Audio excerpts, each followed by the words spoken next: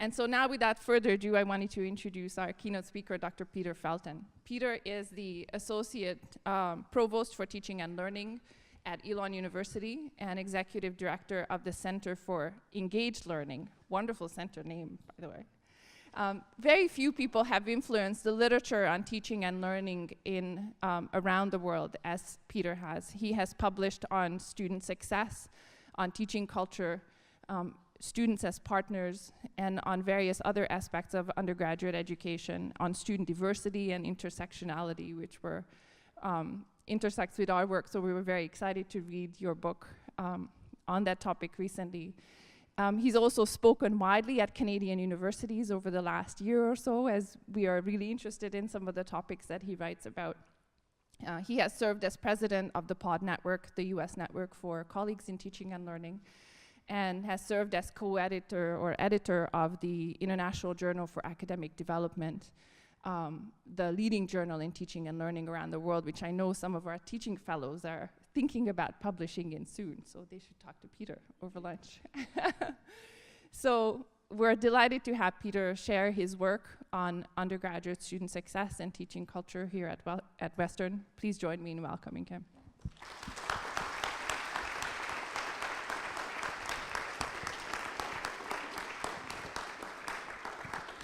Good morning. Can you hear me? Okay. If that stops for some reason, I start doing this, please just signal me. Thank you, Nanda, for the really warm, overly generous introduction. It's great to be here with some old friends and new colleagues, too. What I'm hoping we're going to do in the next 75 minutes or so, I'll offer you some theory and some research coming out of US higher education, which may or may not apply directly to what you're doing here. I know our contexts are different, right? But I'm hoping you can help look at that and say, how does that inform what we think about here? I'll also offer you some practical ideas for how to teach in certain ways that can lead to perhaps deeper student learning, like your provost was talking about, more inclusive classrooms, like Nanda was mentioning. Again, those probably won't come from your particular context. I'm a historian by training. None of the examples are history examples. They all should be, because historians are the best teachers, but, because it's the best discipline. But,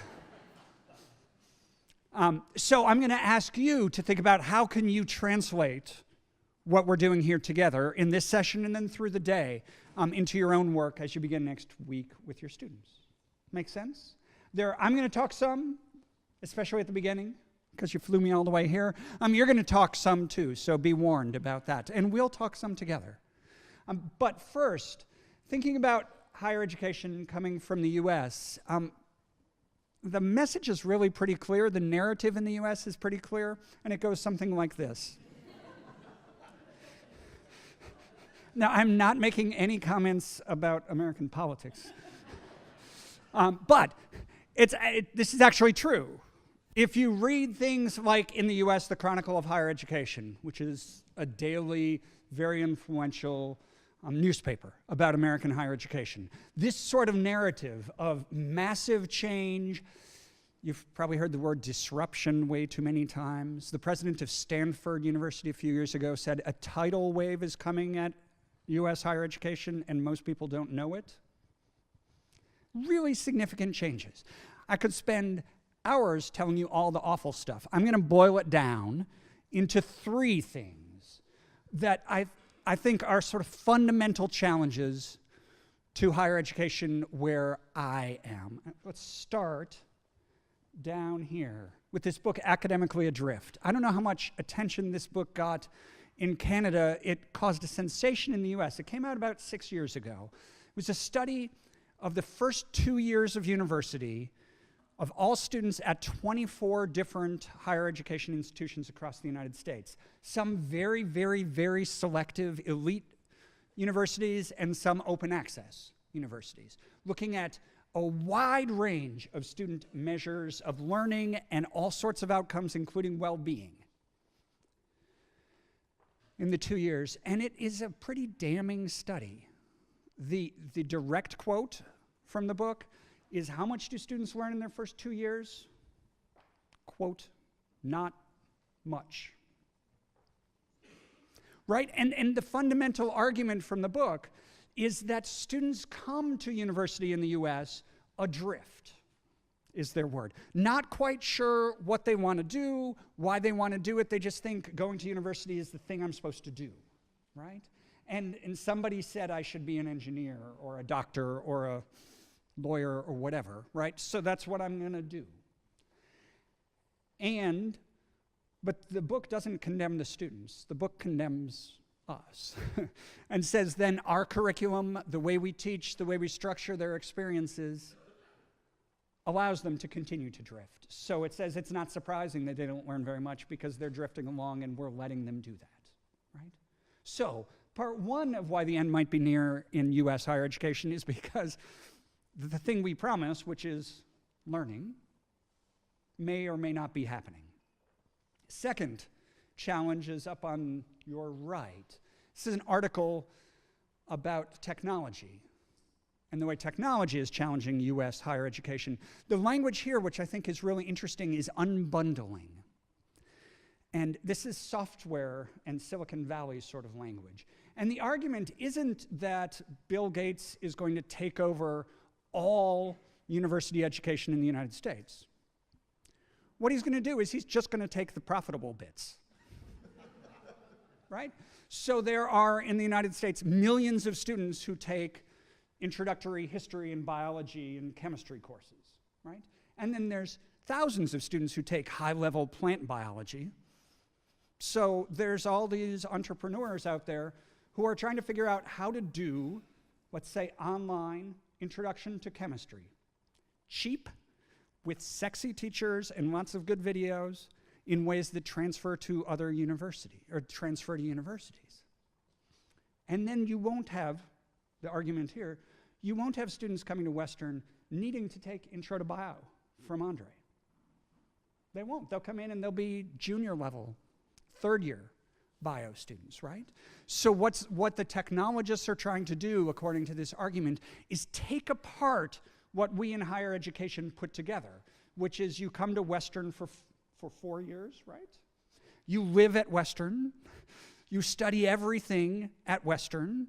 You also meet friends at Western and fall in love at Western and play sports and listen to music and do all those things. And they're saying, no. We'll take care of the friends. We'll take care of the living. We'll take care of the large courses where there's a profit margin.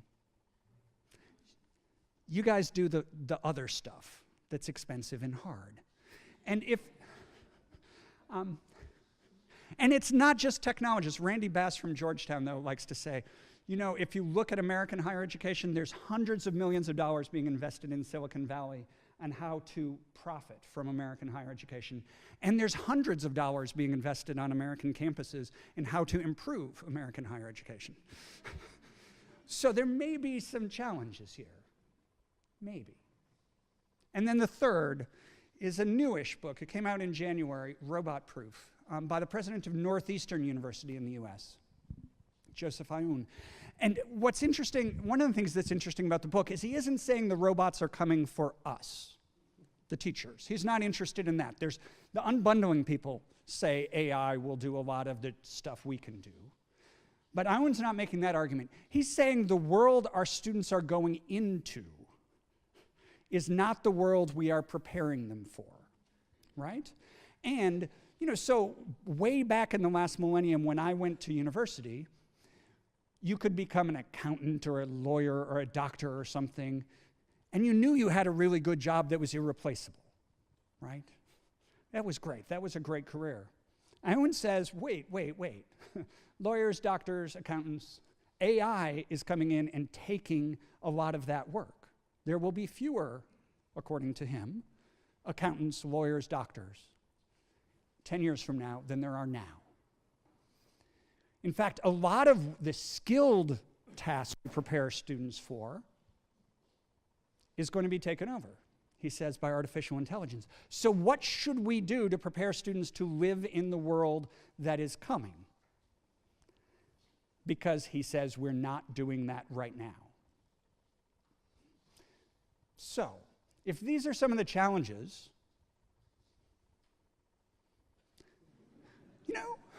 And that's not entirely glib, right? If our students are coming to us not learning very much, if someone can replace what we do and unbundle it, and we're not even preparing students for the world they're going into, maybe we should change. Maybe the end should be here. And one more bit of American data that I find deeply depressing, but really motivates a lot of the work I do and my colleagues do, and I don't know how it translates into Canada. I suspect it might translate into your context. This is a somewhat complicated, at least for a historian, chart, and I'm going to try to describe it in a way that will make sense to people who understand these things. But on this axis, we call this the y-axis. This is the chance of earning a 4-year university degree by the age of 24 in the US. The data is from actually 10 years ago.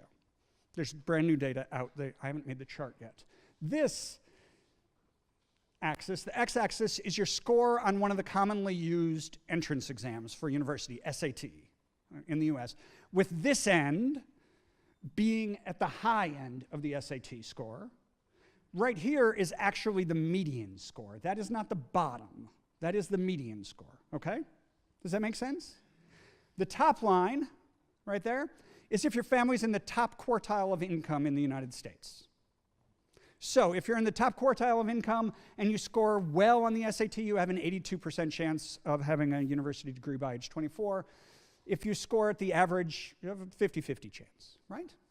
You could probably guess. The bottom is if your family's in the bottom quartile of income in the United States. So again, if bottom quartile of income you score well, you have a 44% chance of having a college degree. You score at average, you're at 8%. This is deeply problematic, in my view, for US higher education. What we're doing is we're reinforcing existing social inequities, which isn't quite why I got into the business of working in a university, right? And so again, the question is this a good thing or a bad thing that we might need to change? And what I find inspiring and sort of one of the guides for this talk, and I hope for your work, is that folks who study US higher education and look at things like this say the solution to this problem isn't from unbundling, and it isn't from technology. It's what your provost said. This is a quote from the recently retired head of the Association of American Colleges and Universities.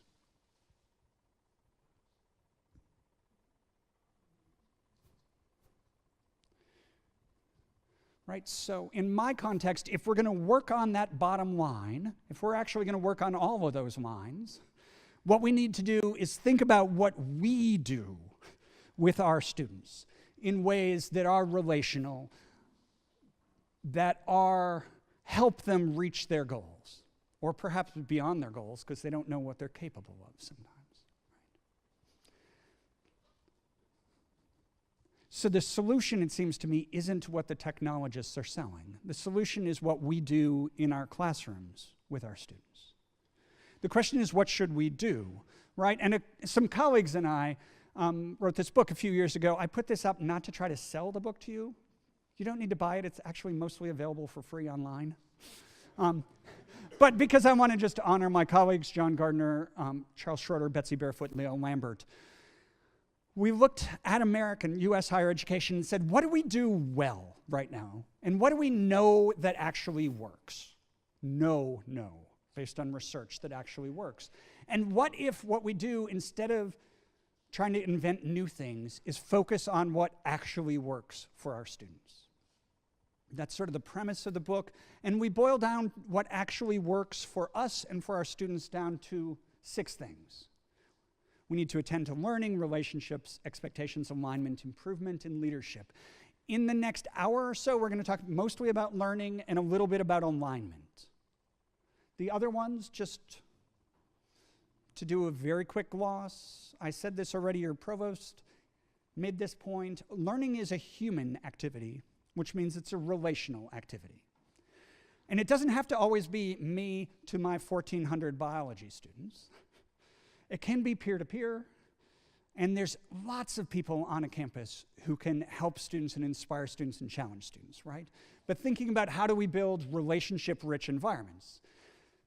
Another point is about expectations. There's very solid research that says expectations, in a large way, shape performance. So what are our expectations of our students? What are their expectations of themselves? And how do we have high and attainable expectations for all our students? And how do we help our students set appropriate expectations? Improvement in leadership, you could probably guess where those are going. The main point is that we all need to see as our work, the work of continually getting better at what we're doing, and modeling for students that this is what people do in the world. One of the problems I think in my own country right now is that we think you're either good at something or you're bad at something. It's just natural. And so you don't need to work at things. And you don't need evidence to inform what you do. You just go with your gut all the time. So helping students understand how to use evidence from their own lives and from the world to inform what they do in their lives is really important. So that's sort of the main points there. But let's dig into learning because that's the heart of it. Make sense? Okay. My favorite quote about learning comes from Herbert Simon. If you don't know him, he was a professor for a long time at Carnegie Mellon University in the US. He won a Nobel Prize in economics. He also won the Lifetime Research Award from the American Psychological Association and the computing people. He invented things, or helped invent things like game theory, right? He was sort of smart. He's dead, though. The key point here, right, is that we cannot learn for our students. What we do is we create conditions, environments, incentives, structures that motivate them, that encourage them, that support them, that challenge them to learn. They have to do the learning, right? So the question is, what do they need to do? And what do they need to think, to use Simon's words? Because as we all know, Simon says, then we have to do it, right? So what Simon says, well, he doesn't say this. This is my boiled down version of the research on what we need students to do. We need students, regardless of discipline, regardless of level of course we teach, to do 5 things. They need to spend time and put in effort to learn. Learning, like I said, isn't typically easy, especially learning deep, meaningful things takes time and takes work. Students need to get feedback on their performance because just putting in time and effort isn't sufficient. To learn, you also need some expert guidance. That feedback often does come from professors. It can come from peers. It can come from work-based environments. It can come in the community. It can come from lots of different places. But they need to get feedback. They need to practice. The key with practice is they need to be practicing in different contexts. One of the biggest challenges in higher education, I think, in schooling in general, is students come into my class and they know it's a history class. And then I ask them questions, and I'm going to ask them hard questions, but they know they're supposed to use their history knowledge and their history skills to answer these questions, right? And then they go into your engineering class, same thing. They get into the world, and often the world is a low Q environment. It doesn't say, this would be a good time to tap into what you know about mechanical engineering. Or, you remember that course you took on the Middle Ages? This might inform what you're thinking, right? And transfer is the technical term here. Helping students transfer their learning from one context to another, that is really, really hard. In fact, in the US, there's really depressing research on first-year undergraduates. A significant number of them don't transfer what they learn from one course to another in the same semester. So they're taking a writing course and a history course. There's actually studies like this. And I, in my history course, give an assignment that looks quite similar to the writing assignment they just got in their writing course, and a meaningful number of students don't notice that similarity. And it's not because they're stupid or they're not paying attention. It's because that they've come to think that their learning is bounded by the classroom walls, right? So we need to get them practicing what they're learning outside the classroom and in ways that challenge them and vary so that they get better at transfer. Last point here is they need to reflect not just on who they are and all that sort of good, meaningful stuff, but they need to reflect on their learning. I could have put a fancy word up here like metacognition, but that's just a fancy word for reflecting on your learning. So thinking about themselves as learners. What do they know and what don't they know? What could be helpful to me? What skills do I need to develop? Folks who study expertise note something that's really interesting. When you ask an expert a question in her domain, one of the first things she does implicitly is think about what she knows and what she doesn't know that's relevant to that. When you ask a novice a question, the first thing he does is start solving the problem, right? And so how do we help students develop those expert habits of thinking about their knowledge, thinking about how they learn, et cetera, right? So this is what, again, regardless of whether you teach biology or engineering or nursing or history, these are the sorts of things we need students to do. And then I think there's 3 things, based on the research in the US, that we need them to think.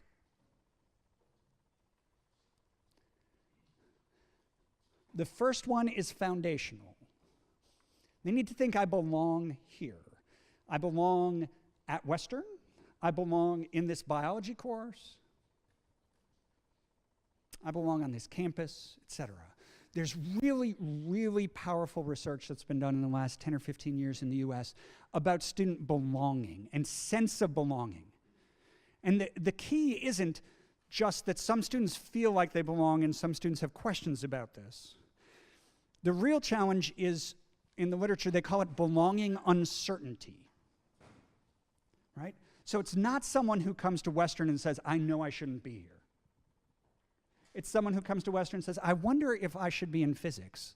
And I look around this intro course, and there's almost no women. I wonder if I belong, right? The interesting thing about this research in the US, it suggests, and I'll give you some practical guidance around this later, is that if you give, in an intro course, for example, intro to physics, 2 students take the same exam, perform equally adequately. They each get what? Let's say a 65 out of 100. They get exactly the same feedback. A student who feels like he belongs in physics and at Western will say to himself, either the professor's a jerk, the test wasn't fair, or I need to study harder, right? A student who has some sense of belonging uncertainty. There aren't very many women in this thing, and nobody in my family is a physicist, right? She will get that same feedback, and she'll say, see, this is proof that I can't do this. Right? And that shapes behavior. She doesn't say I should work harder, she says I should leave. Right? So belonging is a foundational thing for our students. Second thing students need to think is that they are capable of learning what we're teaching, which sounds sort of obvious, but there's powerful research by people like Carol Dweck about mindsets and the difference between students who have fixed mindsets in an area and growth mindsets. The quick version of this is if you have a fixed mindset, you think intelligence in a particular area. A good example of this is math, but there's actually really great research on like basketball too. If you think I'm either a good athlete or a bad athlete, then you start playing against someone who's a little better than you. If you think your athletic capacity is capped, it's fixed, you give up. It's not fun to play against someone who's a little better than you. If you have a growth mindset, in other words, if you think anything that's worth doing requires challenge and growth, etc., and that I can get better at things, you actually want to play against people who are a little better than you, because that's how you get better. So with growth and fixed mindset, a student who thinks she was good at math, she comes into a first-year course at Western in math, she struggles. If she has a fixed mindset about math, she will say, I guess I can't do college math. If she has a growth mindset, she'll say, this is awesome because high school math was way too easy, right? I can't wait to do more. And then the last is a point that will be relevant for resonate with someone from dinner last night. This issue around meaning. What really drives motivation is a sense of meaning. If we think something is meaningful, we're willing to work hard. And if we don't, we're not, right? The key here is not meaningful to us as professors or graduate students. I think history is really meaningful, right? So I can't understand why my students don't really want to study the Puritans even more, right? But the point is, it doesn't matter very much that I think it's meaningful. What matters is they find the meaning in it, right? Because if they can find the meaning in what they're doing, they will do the work.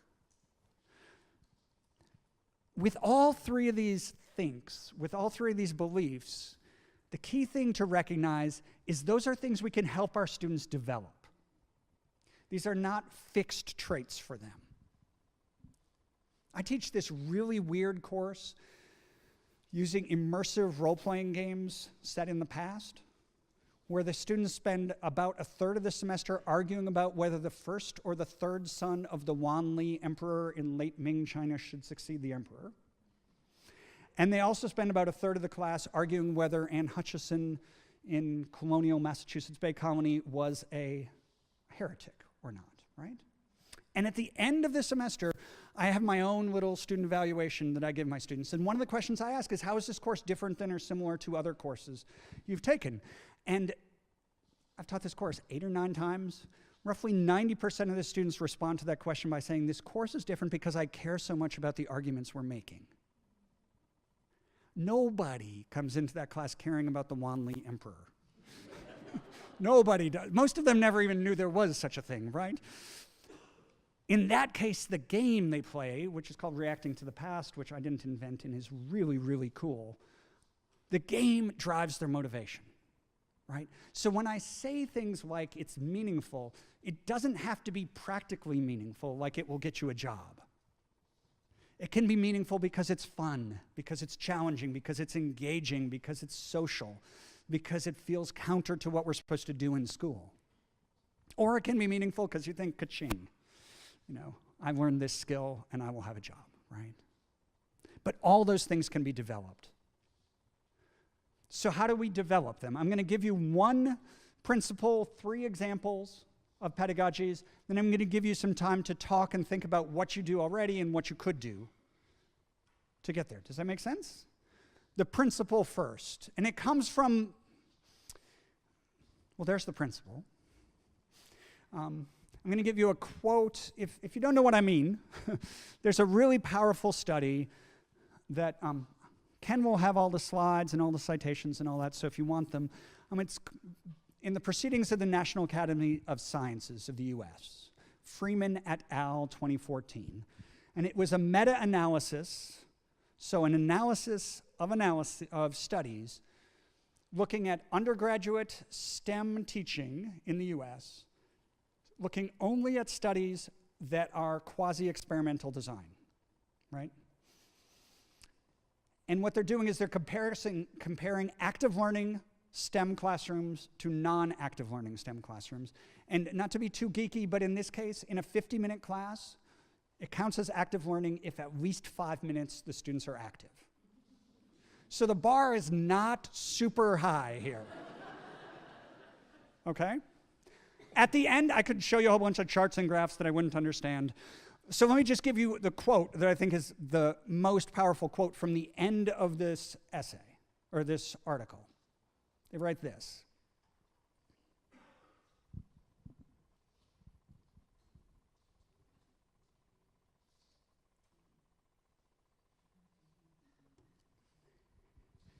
It would be unethical to keep doing the control if this was medicine. They don't say, thank God it's education, we can keep doing what we've always done. But that's what they imply. And again, we're talking 5 minutes in a 50-minute class session leads to such significant gains for students that in undergraduate STEM, they say there's no reason for anyone to not use at least some active learning. So what could you do? I'm going to give you 3 examples from very different contexts in all this. The first one's the most involved. and you're going to have to do something. We're going to pretend for a minute I'm teaching you physics. This is a technique called peer instruction. Does anybody use peer instruction here? Yeah, right? So you could do this, but I'm going to do it. I'm actually stealing this question from Eric Mazur, who is the blah-de-blah professor of physics at Harvard. I can't remember his, right? So if you disagree with the answer, it's his answer. But this is how peer instruction works. You lecture just like you ordinarily might, but maybe once a class, maybe twice a class, you interrupt your lecture and you ask your students a hard multiple choice question that is conceptual. It's supposed to be hard because if it's too easy, you're wasting everybody's time. If it's just solving a problem, you're actually not testing their understanding, you're testing their math ability or something like this, right? And why it's multiple choice is because you're trying to force them to commit to answers. So ideally, the wrong answers should be common misunderstandings. What you do, and in a class of this size, what I would do is I would use a tool like Mentimeter, which is free if you don't know it, and students can use any sort of device to submit their answers, right? And so I put the question up. I ask you to think about it and answer individually. Then I ask you to turn to a peer and talk about what the right answer is. If you both agree, the prompt is make sure you know why you agree, because I might call on you to explain it to the whole class. If you disagree, that's cool. Just figure out what's right. Then you'll re-enter your answer. Then we talk and then I display the results. And then we talk as a whole class, right? The whole process takes maybe 7 minutes. So you're in the Freeman space of active learning. Okay? That make some sense? Let me give you an example to see what it feels like. This isn't actually a physics class, so we're going to do a really quick version of this. Okay, I'm going to give you a question. What I want you to do is just lickety-split, write down the answer, and then turn to the person next to you and talk for 1 minute about what the right answer is. Okay, just 1 minute. It's faster than regular, but that's because I'm a terrible physics teacher. So I've been teaching you about momentum for the last 20 minutes or so. So here we go. Now you're driving on a curve on a narrow road going 40 kilometers an hour. You see a car just like yours coming right at you. Ooh, this is a momentum question. What should you do based on what you know about momentum? Option 1 is hit the other car. Option 2 is hit the wall. Option 3 is doesn't matter. It's a momentum question. Option 4, check your physics notes. Before you do this, before you answer though, I want you to also think about this. How confident are you that you're correct? Okay? So write down your answer, then you get 1 minute, turn to your neighbor, and talk about the right answer. Ready, go.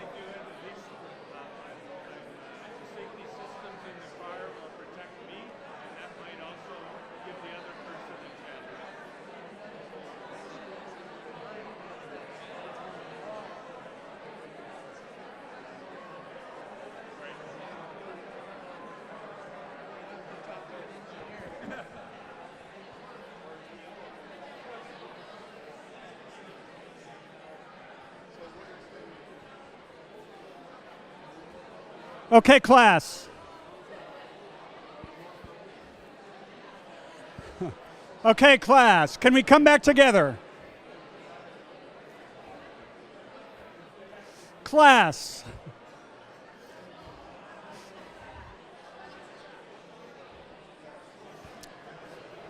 Don't make me flunk you all. Okay, friends. So notice something first. Notice something first. Did you see what happened and you hear what happened in the room? Right?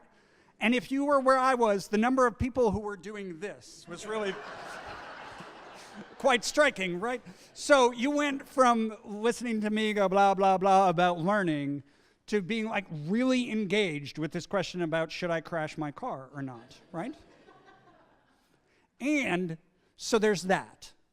Feel what happens. Think about your students and say, would my students do that? Could they do that, right? Now let's talk about the right answers here, or what answers you have. I could have done this with technology, but somebody always has trouble with the technology on the first day of class, and then we spend 10 minutes getting it right, and I don't want to do that. So we're going to use this technology called hands. The trick is there's a disadvantage with hand raising, or hand holding, I suppose, too, with your students, and that some students, maybe the ones in the back, not to say anything about people who sit in the back, but they might just look down at the people in the front and go, they're pretty smart. You know, the provost raised his hand, so I'm doing what the provost said, right? So don't do that. Just raise your hand high and proud for your answer, okay? So how many of you think the correct answer to this question, based on what I've taught you about momentum, is to hit the other car? Raise your hand really high. Okay, great. Keep your hand up for a second. How many of you are very confident that you're correct? Okay, awesome. Keep an eye out for these people. Don't drive with them. No, that's okay. No, I'm sorry. How many of you think the correct answer is to hit the wall? Okay. Very confident to hit the wall is right? Okay. Great. How many of you think, based on what I've taught you about momentum, the correct answer is hit either one, there's no difference? Raise your hands proudly. You got it right. And how many of you are very confident that you're correct? I just said you got it right, so. So pay attention, people. Great. Yes. Okay. So this is Eric Mazur's answer of why this is correct. Now, let's not argue about whether it's correct or not, although I have had people sometimes say, but there's a person in the other car, and so the ethical thing would be to hit the wall. I'm from the U.S., right? So I'm like, they're driving the wrong way down the road. I'm going to hit them. Got to teach these people a lesson, right? Anyways, but I raised the ethics point to say I've got colleagues who use this kind of approach in philosophy classes, in history classes, where it's not about what's the right thing. It might be, which of these is the best interpretation? You know, which of these is a Marxist interpretation? For example, not to this question, but another question, right? Maybe there's, anyway, right? So there's ways to ask these kinds of questions that don't have to have a right and a wrong answer. Okay, notice that. Second thing, notice I just learned that I need to reteach you something about momentum, because the majority of people in this class got this one wrong. Now, I could learn that when I gave you the midterm, that only like 10 of you understand momentum, or I could learn it right now and change what I'm doing in the second half of my class. You could probably figure out which is more likely to lead to students learning. And then last point here is notice what you learned if you're a student. You might have learned you got it right, and you were confident and you feel good about that. You probably learned you got it wrong, right? And maybe you were confident in your incorrectness. Or maybe you weren't. Right now, that doesn't matter. But you learned maybe I should pay more attention, maybe I need to study this a little more, maybe I don't have it down just because when he explained it, it made sense, right? So I'm, as a student, getting feedback on my learning without the professor having to give individual feedback to anyone. See how that works? So this is getting you spending time, putting in effort, getting feedback on a certain kind of question, and then being prompted to reflect on your learning. Wow, it works. And this confidence question is really interesting. There's been a bunch of research in the United States, starting in chemistry, also in geosciences in particular, that's persuasive, at least to me, about asking the confidence question because it leads to a sense of belonging and it leads to a growth mindset for students. The original work on this was done in chemistry at Notre Dame University by a professor named Dennis Jacobs, who noticed that when he taught his 300-student Intro to Chemistry course, this was in the 90s, about a third of the students didn't succeed, But it wasn't just a random third. It tended to be female students and students of color who were less likely to succeed. And so he went to his institutional research office and said, can you give me the admissions data on these students?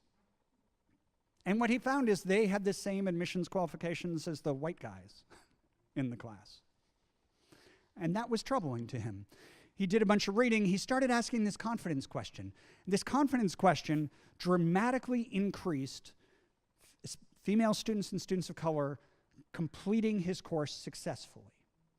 And what he did, how he did it, is every time he asked one of these questions, it counted as part of a quiz grade. And I could have a chart up here, I should have, but I don't, that went like this. If you are highly confident and correct, you get 6 points. Medium confident correct, you get 5 points. Low confident correct, you get 4 points. Here's the trick. Low confident incorrect, you get 3 points. All the way down to high confident incorrect, 1 point, you get 0 if you don't do it, right? What happens if you look at Dennis's data is, let's say, a female student of color, maybe she's first in her family to go to university. First question, low confident, correct. She gets 4 points. Second time he does this, low confident, correct. She gets 4 points. She says, damn. Next week, medium confident, correct.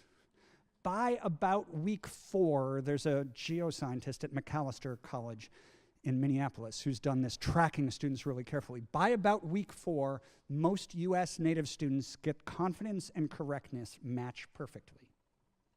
He says he starts putting confidence questions on exams, and he's joked he doesn't need to grade the exam, he just needs to look at their confidence on each question because they're so good at it after about 4 weeks, right? But what's happening then is students are getting appropriately confident in what they know. And they're also getting feedback that I'm not alone when I get things wrong.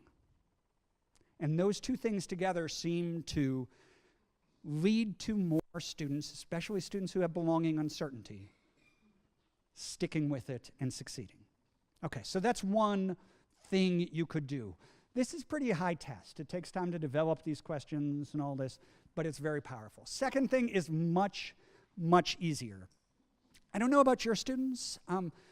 Students in the United States generally don't remember that you're supposed to take notes in class. And some of this is because U.S. higher or secondary education, often they're just given notes, right? And then they come to your class and you're like, why are none of you writing? Right? And so this is a technique from a really nice little book of active learning techniques, and it's really, really simple, and you could do it in the first week. You could do it on the first day if you're having students active on the first day. So what you do, again, assuming you're lecturing, maybe you're not, that would be good, but assuming you're lecturing, periodically interrupt the lecture and ask students to compare notes with their colleagues, a couple classmates. Now, note what you're doing already. They're like, oh, I should have been taking notes, which is fine, right? So you're setting a norm. And you say, don't just look at what they wrote or typed, but how they organize it, how they structure it. Why did they write some things down and not other things down, etc.? And then you can either ask for volunteers or you can float around and see some things. I know a number of faculty who just take their phones around and take pictures with permission of students' notes, and then you project them. And you go like this. Oh, look, in this class, here's 2 different examples of the way students took notes. Now, I might say, Nicola, can you talk about your notes and why you did it that way? I might not. I might just go this way. You know, this is much more sort of graphic and creative, and this is much more structured, but look, there's this, and then there's this. So there's different ways of doing this. There's not one way to take notes in this class. But look what you've done. You've normed you should take notes. You've normed that there's different ways of doing it. You've encouraged students to try something. If they've never had to take notes before, now they have 2 models that they didn't ever have before. And they know at least 1 or 2 other people who sit by them. So if they're going to miss class someday because they're sick or something, they know, don't ask Ken for his notes, right? Or perhaps do ask Ken for his notes, right? So really simple, and you could do this anytime. I like doing it right at the beginning of the semester to sort of get things off Right, but even, if they're just looking quiet one day and you don't have some sort of active learning activity, it's compare notes for a couple minutes. They'll talk to each other. They'll perk up. Last of my examples is exam wrappers. Does anybody use exam wrappers here? Okay.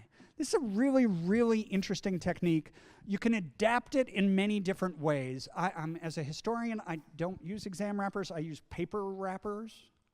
Same sort of thing. The basic idea is that for most students, just like probably most humans, the process of getting feedback is not a learning experience, right? So they take a test, they take an exam from us, they get the exam back. If your students are like mine used to be when I gave exams like this, they look at the grade, they flip to the back, they go, oh, I got a whatever, and then they sort of toss it in the direction of the recycling bin. That's progress, right? Not just leave it on the floor or something, right? And so they don't read all of the comments I might have put. They don't look to see what am I good at, what am I not good at, what do I need to do differently and everything. So the idea is when you give an exam back, you put on the front of it this little wrapper. It's typically a half sheet or a sheet. You can also just do it electronically, but Carnegie Mellon did it with sheets. So that's what I'm suggesting here. I'm going to give you 3 examples of the kinds of questions you would put on this. In my own classes, when I do this, I stop class about 10 minutes before the end of class to give their papers back. And they have to turn in the wrapper before they leave. And the wrapper has their name on it. It's not graded, but they have to do it. And they don't know that they can't not do what I tell them because they're mostly first-year students, right? Okay, so first thing you ask them, and I always explain to them, there's not a right answer on these things. This is a reflective activity. So how much time did you spend doing these sorts of things? Okay? Second question. Typically, these have about 5 or 6. I'm just giving you 3 questions, but these are key sorts of questions. Okay, so now you've looked over your exam. Wait, I was supposed to look over my exam. Estimate the percentage of points you lost from what kinds of errors. I have colleagues who do this with strengths too. Say, what'd you do best? What are you good at in this class? Okay? Then the money question at the end, based on what you've just done. So you've thought about how you studied and you've looked at how you did. What kinds of mistakes do you make? How are you going to prepare differently for the next exam?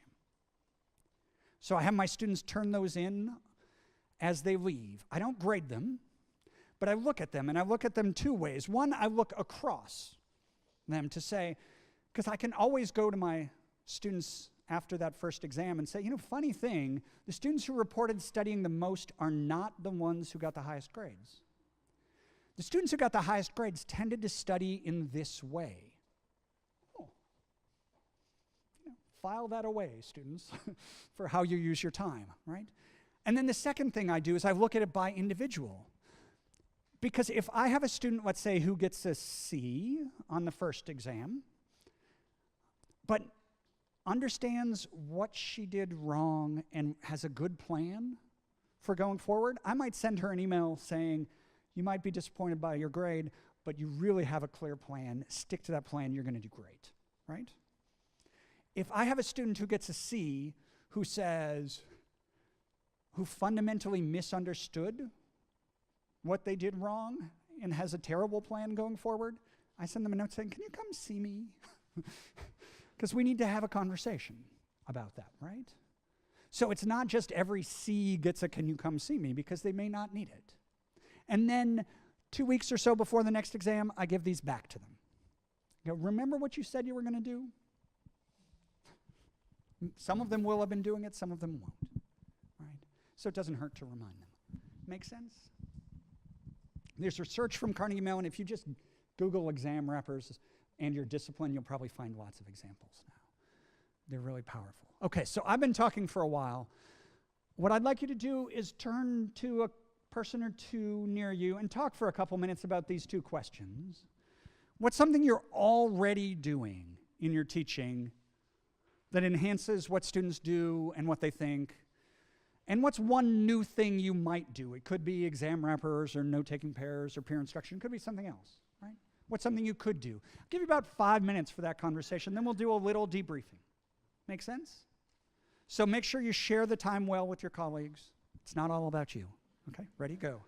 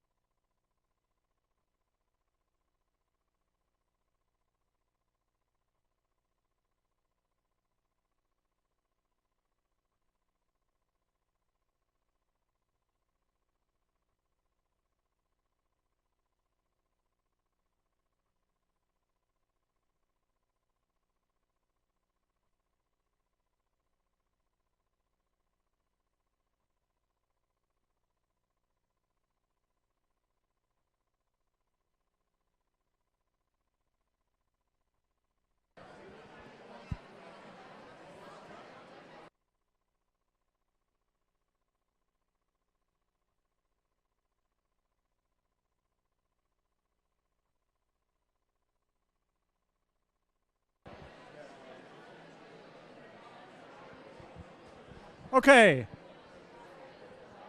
Could we come back together as a large group, please? So I don't know if this is reassuring or not, but there was a lot less hands smashing together in this conversation. And the last one. It seemed like people had things to talk about. I'm curious if anybody has examples of things they do that seem really effective. Maybe something one of your colleagues was talking about and poke them and go, tell everybody about that. Is there any examples of effective approaches or interesting approaches people would be willing to share? Thank you. Ken, back on there. And if you could say who you are and what you do here. David Brock in chemistry.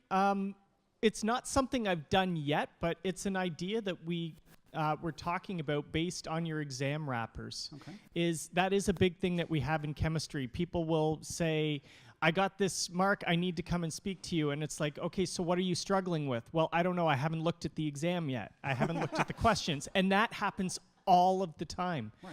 I'm wondering if there's some way, because we always post the full solutions as well, is post the full solutions, set up on our online system some way that they have to do an exam wrapper in order to actually receive that grade. So they actually are forced to go through this process.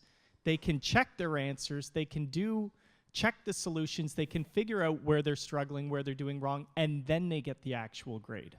That sounds like a great idea. My only advice would be to make sure you talk to the students about why you're doing this, right? So it's not like we're putting a hurdle in the way of you getting your grade because they might interpret it that way. But yeah, no, after an exam, if students want to come see me, I always invite them. I say, all you have to do is send me an email at least an hour before you come, just explaining what it is you want to talk about. And why I do that is not because I'm mean. I just want them to articulate for themselves. What about the exam do I need to talk about? Right. Okay. Thank you. Chemistry has a good idea. Any other ideas people are willing to share? Over here.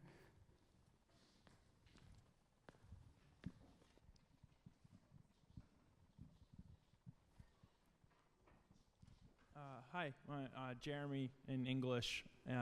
So this might be a little more specific to humanities-based or more writing-centered ideas, but getting comfortable with students changing their audience, their writing for what they think their professor wants to hear versus what they know or expressing. So kind of introducing maybe a slight exercise, getting them comfortable expressing their knowledge to a classmate, getting them to exchange just short writing instructions or something. And so just like diversifying that audience a bit rather than just sitting down by themselves and like trying to figure out the professor like a puzzle kind of deal. That's fantastic. And I really think in any discipline we could think about audience more clearly. Richard Feynman, who I think was sort of a famous scientist person, said you only really understand science when you can explain it to your grandmother. Right? And I say that not just because it's a charming quote.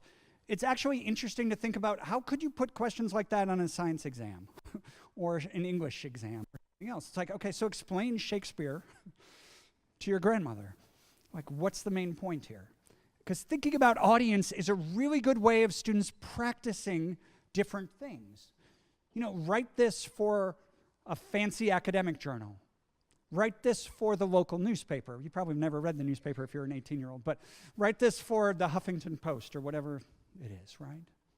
Write this for BuzzFeed, right? Giving them practice with different kinds of audiences. That's great.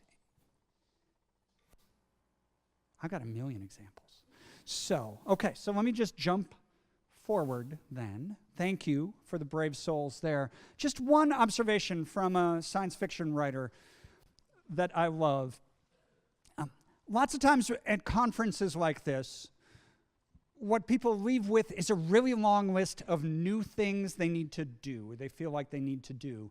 And that's very empowering, but it can be completely overwhelming, too. Often what we need to do is do the best stuff for our students with more of our students, right? So in my own classes, I used to say to my students, if you want to turn in a draft of your essay early, I'll give you feedback on it. I won't grade it, but I'll give you feedback on it. And what I found is the students who got A's turned in drafts of their essays, right? And then I would complain to my colleagues, why do only the good students turn in their essays for drafts? And one of my smart colleagues said to me once, maybe they're not good students. Maybe they don't get A's because they're good students. Maybe they get A's because they turn in the draft. In other words, maybe it's the practice that matters. And this colleague went on, why don't you make all your students turn in drafts if it leads to better papers? So guess what I do now? And I spend less of my time grading their papers because they just recycle them. And more of I require them to turn in good drafts. And guess what? Their papers are better, right? So the point is, how do we distribute to more of our students the good stuff that we're already doing in our teaching or in some areas of our teaching? It's one challenge. Okay. The last thing I want to just put before you that comes out of the book, and this is shorter because it's sort of an easy concept that's really hard to do. So I'll do the easy part of the concept and then walk away and go, good luck with that to you. And the issue is alignment, right? And what this means, it's a fancy way of saying something like this, which is think about what your goals are and then teach towards that and assess towards that. That's called constructive alignment. But also don't think of yourself as a completely autonomous agent. I know academic freedom is important, but students actually have this really bizarre sense that when they come to a university in the US like mine, Elon, that we actually talk to each other and plan our curriculum in some way that makes sense. And they're confused when they're like, in the second year courses, this happened, and now we're doing this. And we're not supposed to say as faculty, you did what in your second year course, right? And so the really simple version of this is like, work together. Both because you'll get better learning environments for your students, but actually because it makes your work easier too. I mean, one of the challenges a lot of faculty will talk about with their teaching is, I wish I could have more active learning in my courses, but there's so much content I need to cover, right? And then you poke into that a little bit more, and there's often an implicit assumption the only time the students are ever going to encounter any of this content is with me. And it's like, well, that's weird because they take 4 years of biology. You'd think they'd get some of this stuff elsewhere. And if you actually talk to your colleagues about what they emphasize and what they don't emphasize, et cetera, you might find that there's stuff you don't need to cover that you are covering right now. And you just found some time for your students to be active, right? So working together can help. You know the drill here, 1 principle, 3 examples. This principle is a little more complicated than the last one, so a tiny bit of explanation. It comes out of Georgia State University, which is a large open access university in Atlanta, Georgia, right? The Gates Foundation loves Georgia State because of what happened at Georgia State in the beginning of this century. Graduation rate went way up. Pell eligible means students who are receiving financial aid because their family is essentially in poverty, okay? So the number of students who are in poverty, the number of students of color goes up, and their graduation rate goes up faster than for their peers, right? And they're spending less money. And Gates says, this is exactly what we need, except for the spending less, well, Gates probably likes the spending less money. Right, so what do? So they commissioned this big study of what did Georgia State do, because there's going to be a solution to this problem. And this is what the study concluded.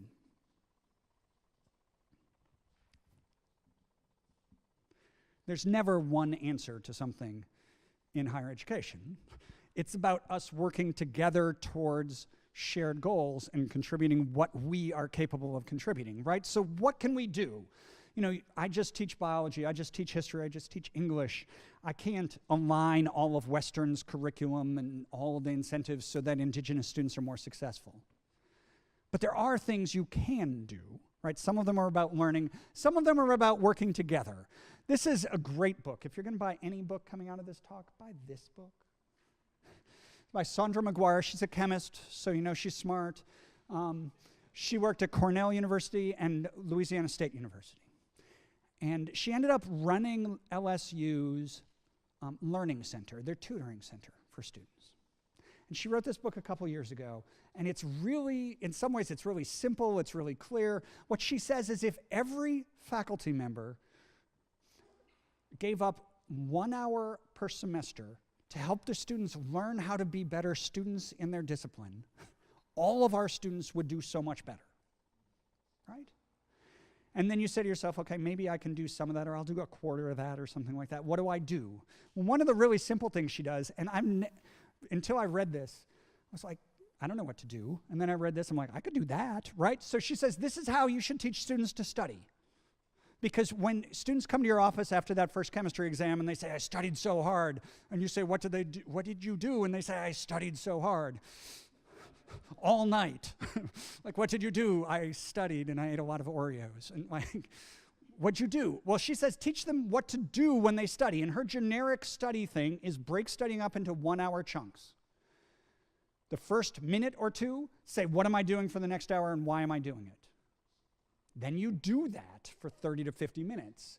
Then you take a quick break and go, right, or whatever, go for a walk.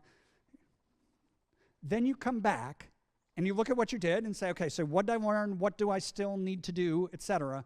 And you make a plan for what to do next, which might be 1 more hour. It might be tomorrow. It might be next week, right? McGuire's got data that says if you teach your students this, they will do better in your classes because they'll actually know how to study. And why I raise this is because if several of you teaching intro courses next week made some mention of this, some of your students might go, everybody's talking about this, maybe I should do this. Right? It's not just that one crazy history professor, right? But a really simple thing, a number of simple techniques that could apply across, that can work in your discipline, but apply across, that can help your students learn. So that's one example. A second comes from research on belonging in higher education. This work's done by Darnell Cole, who's a professor at the University of Southern California. And he studied 5,000 African-American male students, higher ed students in the US, and how they receive feedback. And what he found is really interesting and really powerful. What he found is what I was taught to do, maybe what you were taught to do, the feedback sandwich is actually alienating to these students, right? Peter, while you wrote your paper, or good job writing your history paper on paper. You know, the content was sort of loose. Keep writing on paper. You know, many, at least African-American male students read that as condescending. And they think, so Professor Felten doesn't think I can do this. So what Cole's work says is there's a formula for giving good feedback to African-American male students. I actually think it's a formula for giving good feedback to all students. 4 parts, it's not that hard, right? We have high standards at Western in chemistry, in whatever, right? This work doesn't meet those standards in these ways. I know you're capable of meeting those standards. I'll support you in doing what you have to do to meet the standards. Notice how that's different than you wrote on paper. This is expressing high standards, because the interesting thing about Cole's work is what motivates African-American male students is aspirations and your belief in their aspirations, right? You can do this, you haven't so far, is motivating, right? So what if we all gave all of our students feedback something like this, right? All of us are conveying this belonging message then, and also high standards at the same time. Last example comes from my own campus. We have an experiential learning requirement as part of our core curriculum, so all students need to do things like study abroad and do mentored undergraduate research and internships and all this sort of stuff, right? And when we were looking at that requirement a few years ago, we noticed, back to the issue of inclusion, that there were certain groups of students who did fewer of these ELRs than others. So for example, students who were first in their family were least likely to do undergraduate research, right? So our core curriculum faculty committee did what committees do, and they sent a survey to first-generation students saying, why don't you do undergraduate research? And the first-generation students didn't respond to the survey, because they're like, why would you ask me a question about why I don't do something, right? And the committee chair was actually complaining about this in his office suite, and a student worker said, why don't I interview them? And turns out she was first in her family to go to university. So she and some colleagues, a number of student workers, supported and trained by some faculty, interviewed 75 first-gen students on our campus about the experiential learning requirement and their attitudes towards the different ELRs, is our language. And you know, what we found in some ways isn't that surprising. Like first in their family students didn't see themselves as researchers. They're like, my dad's a plumber, my mom's a teacher, or whatever. I want to get a job. I'm not a researcher. But many of them said, by the time I understood what undergraduate research was, it was too late. It was my last year. So we've changed how we talk about undergraduate research with first-year students. And we actually hire a number of students, often first in their family, to go into first-year courses to talk about their own undergraduate research. They don't wear a first-gen shirt. They just talk about themselves, and they talk about their work. And the numbers are changing, right? And so the point is, how can you actually work with your students to understand the student experience even better? Not just aligning with your colleagues, but aligning with your students. Make sense? What I'd love for you to do through the rest of today, through the rest of the semester, is think about these two questions. What can you do on your own? At the end of today, spend 5 minutes, if you would, and just say, of all the things I learned today, what am I going to do? Because you're not going to be able to do everything that you learned today. Maybe it's just. Maybe it's that exam wrapper thing from chemistry, and that's what you're going to do. And that's awesome. And then what can you do with your colleagues? And maybe it's we're all going to use the exam wrapper. Maybe it's just I'm going to talk to my colleagues in October after the first exam about how that worked. And they'll say, you got your students to do what? And it worked how, right? And you can start to work together, okay? Because I think the more we work together, the more we can have a deeper effect for more of our students. So I want to close up with just 3 quick things. We can have a couple minutes of questions, and then we got a long break, and we're all good, right? So focus on what matters most. A quote from a research study I did with a couple colleagues.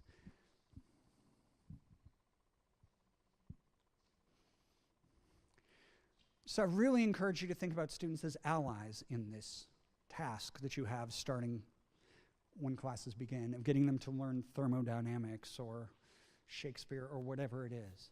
How do you see them as people who are trying and striving for the same thing you are? And if you do that, you might find you have a lot more allies in the room than you do opponents. And then remember why you're doing what you're doing.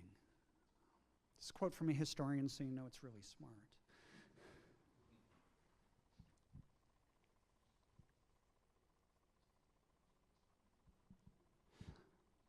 In the US, at least, there's a lot of attention to higher education as a private good. It will help me get a job, etc. The interesting thing is the research from students is that what motivates them most is making a contribution to the world, right? And so how do we help them see that when they're studying intro to biology or the US since the Civil War or something like that, there's something of value there, not just for them individually, but for something larger? Because that's what's really going to drive their motivation, and I think that's why a lot of us do what we do.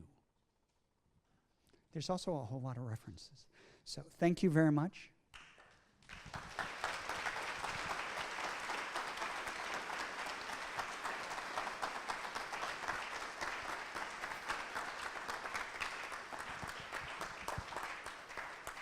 There's like 3 minutes until break, so someone could stand up and ask a really long question, and then we'll just go into break.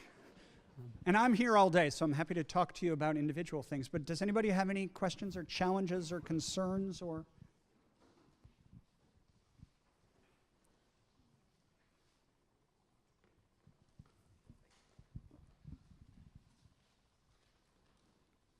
Hi. So I wanted to ask, I've been spending the last month basically exclusively reading research on metacognition for my own teaching interests, which are related to music and technology. And the overwhelming consensus is that we need to teach students to be autodidacts. We need to teach them how to teach themselves and how to do all these things. And reading literature going back to the 1970s all say the same thing. And all of them are referencing, well, this is an idea that's existed since Aristotle. So obviously the idea of teaching students how to teach themselves goes back a long ways.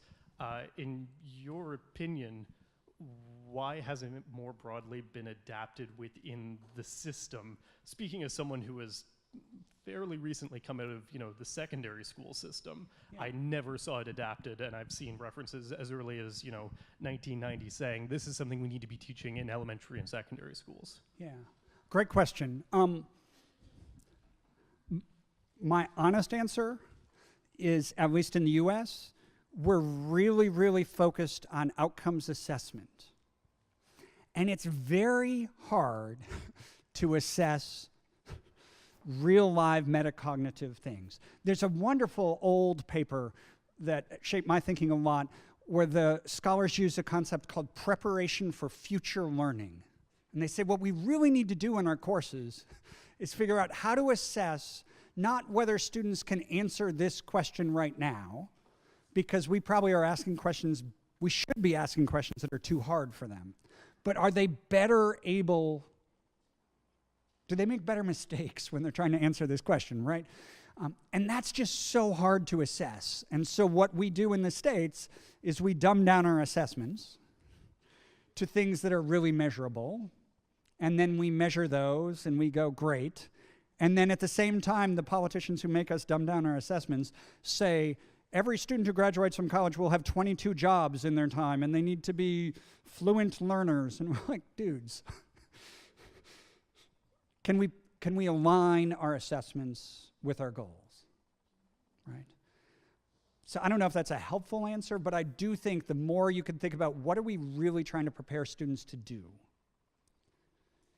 and how do our assessments mirror that, and how do we reward that, we're better off. One more? Or do we just need Tim Hortons? Great, we'll go get Tim's. So thank you very much. Have a great conference.